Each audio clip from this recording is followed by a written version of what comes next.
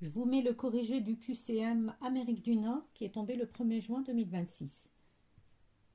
Donc la première question étant de simplifier l'expression 1 demi plus 3 demi fois 4.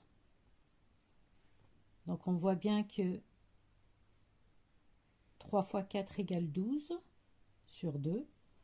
On a deux fractions qui sont sur le même dénominateur. J'additionne numérateur avec numérateur et on a le même dénominateur. Et ça sera la proposition numéro B comme réponse. Question numéro 2. Le volume de la partie visible d'un iceberg est d'environ 10% de son volume total. Si la partie visible d'un iceberg est de 150 km3, quel sera le volume total de cet iceberg?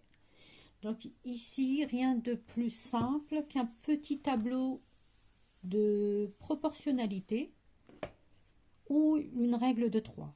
C'est comme vous voulez. Un petit schéma aussi, pourquoi pas, pour comprendre la problématique. Donc je vais mettre le petit schéma ici. Donc il y a 10% seulement de l'iceberg qui est visible. Sinon, les autres, c'est 9%. Vous pouvez faire ça. 1, 2, 3, 4, 5, 6. Donc dans cette partie, je vais corriger l'exercice numéro 3 du bac Amérique du Nord, épreuve anticipée, qui est tombé le 1er juin 2026.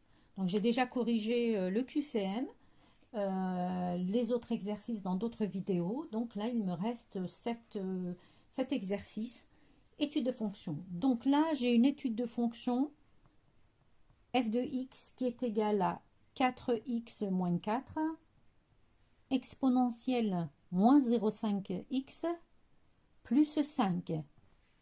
Donc là, on me demande de montrer que pour toute x appartenant à R, donc notre fonction n'a pas de souci, elle est définie sur R. Donc on n'aura pas de valeur interdite, rien du tout.